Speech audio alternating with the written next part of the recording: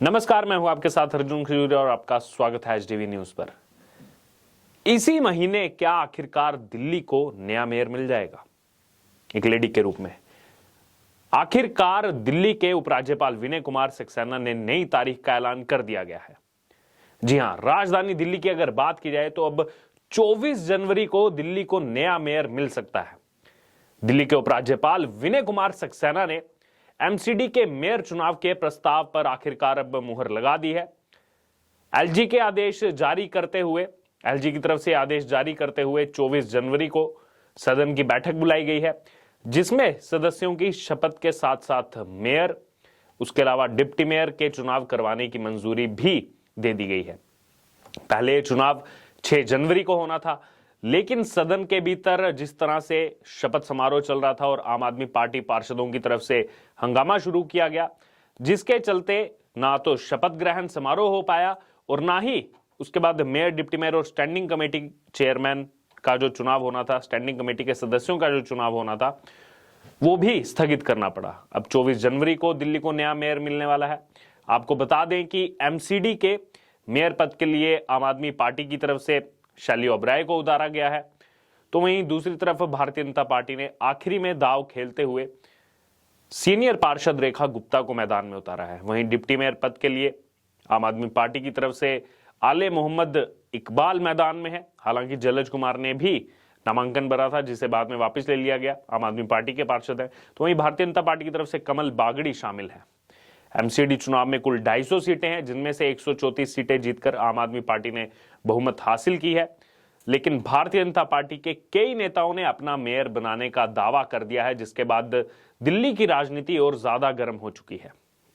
ऐसे में मेयर पद का चुनाव और ज्यादा खास हो गया है और यह भी एक मुख्य कारण है कि 6 जनवरी को चुनाव संपन्न नहीं हो पाया था। इससे पहले भी आपको बता दें तो दिल्ली में एक ही नगर निगम था। आपको बता दें कि आज से 10 साल पहले दिल्ली एमसीडी को 3 हिस्सों में विभाजित कर दिया गया था, लेकिन 2022 में दोबारा से एक बार दिल्ली में तीनों नगर निगम का परिसीमन किया गया और परिसीमन करने के बाद दोबारा से एक नगर निगम कर दिया गया। यानी 10 साल बाद दिल्ली को अब अपना नया मेयर मिलने वाला है। एमसीडी की अगर बात की जाए तो अप्रैल 1958 में अस्तित्व में आया था और इसके मेयर 2012 तक काफी प्रभावशाली हुआ करते थे। लेकिन जब नगर निकाय को 3 हिस्सों में विभाजित कर दिया गया, इसके 3 अलग अलग हिस्से कर दिए गए, तीनों के लिए अलग अलग मेयर के पद का प्रावधान किया गया, उसके बाद कहीं ना कहीं दिल्ली एमसीडी कमजोर होती हुई दिखाई दी। अब 10 साल बाद दोबारा से ऐसा मौका आया है और अब दिल्ली को नया मेयर मिलने वाला है। इसी बीच आपको बता दें तो 2022 में केंद्र सरकार ने उत्तरी दिल्ली नगर निगम, जिसमें 104 वार्ड आते हैं, दक्षिणी दिल्ली नगर निगम, उसमें भी 104 वार्ड आते थे, और पूर्वी दिल्ली नगर निगम, जिसमें 64 वार्ड आते थे, यानी कुल मिलाकर 272 वार्ड थे इससे पहले, इनको एकीकृत किया और एक विधान बनाया। हालांकि कुल वार्ड की अब संख्या जो 272 थी 3 निकाय के बाद, अब वो 250 जो है निर्धारित कर दी गई है। पहले ये 272 का आंकड़ा था। अब इस तरह 24 जनवरी 2023 में मेयर के चुनाव के बाद दिल्ली को अपने शहर के लिए 10 साल के अंतराल के बाद एक नया मेयर मिलने की उम्मीद है। लेकिन साथ ही साथ उम्मीद यह भी है कि क्या फिर से हंगामा होगा 24 जनवरी को, जैसा 6 जनवरी को देखने को मिला था। एलजी विनय कुमार सक्सेना की तरफ से कहा गया कि मैंने सारी बातों का अवलोकन किया है और जैसा कि प्रस्तावित है, मैं 24 जनवरी को सुबह 11 बजे दिल्ली नगर निगम की बैठक को बुलाने की स्वीकृति देता हूं। यानी कि दिल्ली एलजी की तरफ से इस पर मुहर लग चुकी है। दरअसल आम आदमी पार्टी की तरफ से चुनाव करवाने के लिए 4 तारीखों का सुझाव दिया गया था। पिछले हफ्ते अगर बात की जाए तो दिल्ली में मुख्यमंत्री अरविंद केजरीवाल के नेतृत्व वाली आम आदमी पार्टी सरकार ने एमसीडी मेयर के चुनाव करवाने के लिए 4 अलग अलग तारीखें, जिसमें 18 जनवरी, 20 जनवरी, 21 जनवरी और 24 जनवरी का सुझाव दिया था। उप मुख्यमंत्री मनीष सिसोदिया ने ट्विटर पर इसको लेकर ट्वीट भी किया था और कहा था कि दिल्ली नगर निगम पिछले 8 महीनों से बिना मेयर के काम कर रही है, इसलिए इन तारीखों में से किसी भी तारीख पर चुनाव करवाए जाने चाहिए। अब यहां पर देखने वाली बात यह है, दिलचस्प करने जो पैच दिलचस्प मोड़ यहां पर यह आता है कि ये तारीखें आम आदमी पार्टी की तरफ से सुझाई गई थी, हालांकि जो सदन के अधिकारी हैं उनकी तरफ से 30 जनवरी की तारीख दी गई थी और ये माना जा रहा था कि क्या 30 जनवरी को चुनाव होंगे। उसके बाद आम आदमी पार्टी ने दोबारा से एलजी पर आरोप लगाया। अभी भी रोजाना एलजी पर आरोप लगाए जा रहे हैं। एलजी को बर्खास्त करने के लिए विरोध प्रदर्शन आम आदमी पार्टी निकाल रही है। आम आदमी पार्टी लगातार पिछले कई महीनों से आरोप लगा रही है कि दिल्ली के लेफ्टिनेंट गवर्नर यानी कि उपराज्यपाल विनय कुमार सक्सेना बीजेपी के इशारे पर काम कर रहे हैं। बीजेपी के इशारे पर ही जो बाकी अधिकारी हैं वो काम कर रहे हैं।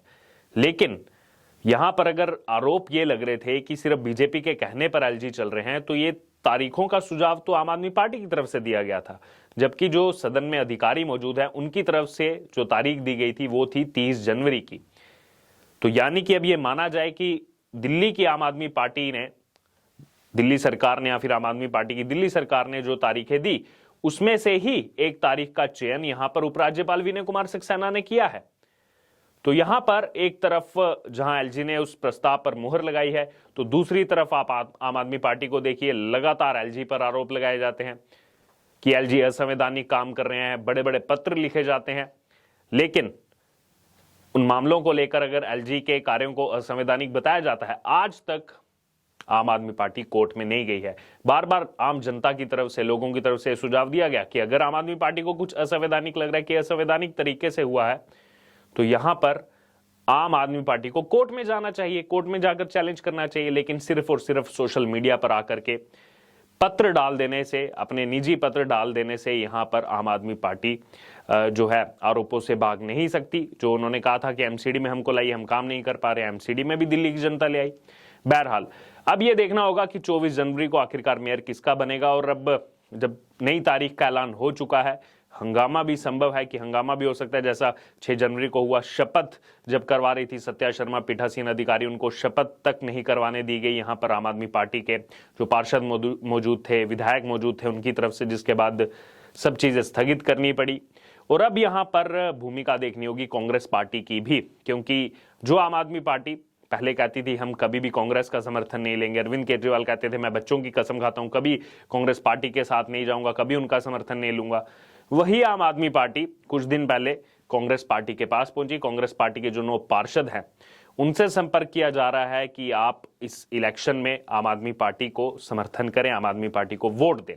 तो यहां पर अब देखना होगा। हालांकि अगर बात की जाए उसके बाद भी दिल्ली प्रदेश कांग्रेस कमेटी के जो अध्यक्ष है अनिल कुमार चौधरी, उन्होंने ये साफ कर दिया था कि हम ना तो भारतीय जनता पार्टी को वोट देंगे और ना ही हम आम आदमी पार्टी के प्रत्याशी को वोट देंगे। यानी कि वॉकआउट करने का फैसला यहां पर लिया गया था अनिल कुमार की तरफ से। अब देखना होगा कि अब नई तारीख आने के बाद कांग्रेस की क्या स्टेटमेंट रहती है। क्या कांग्रेस आम आदमी पार्टी की बात को मानती है, आम आदमी पार्टी की गुजारिश करने पर आम आदमी पार्टी को वोट देती है, या फिर इस चुनाव से दूरी बनाती है। अगर कांग्रेस पार्टी इस चुनाव से दूरी बनाती है तो काफी हद तक ये जाहिर हो सकता है कि भारतीय जनता पार्टी को उससे कुछ फायदा हो। लेकिन यहां पर सीधे तौर पर देखा जाए तो बहुमत पूरी की पूरी आम आदमी पार्टी के साथ है। कुल जो 274 वोट डलने हैं उसमें से 134 पार्षद हैं, उसके अलावा 13 विधायक वोट डालने वाले हैं, 3 राज्यसभा के सांसद हैं आम आदमी पार्टी के साथ। तो कुल मिलाकर यह आंकड़ा 150 का बन जाता है 274 में से, जबकि 138 वोट चाहिए। तो 150 सीधे तौर पर आम आदमी पार्टी के यहां पर वोट हैं। लेकिन उसके बाद भी बार बार बीजेपी का यही सवाल है, यही आरोप है कि जब क्लियर इतने वोट हैं तो फिर भी आम आदमी पार्टी चुनाव से डर क्यों रही है। क्या आम आदमी पार्टी को लगता है कि आम आदमी पार्टी के कुछ पार्षद या विधायक क्रॉस वोटिंग कर सकते हैं?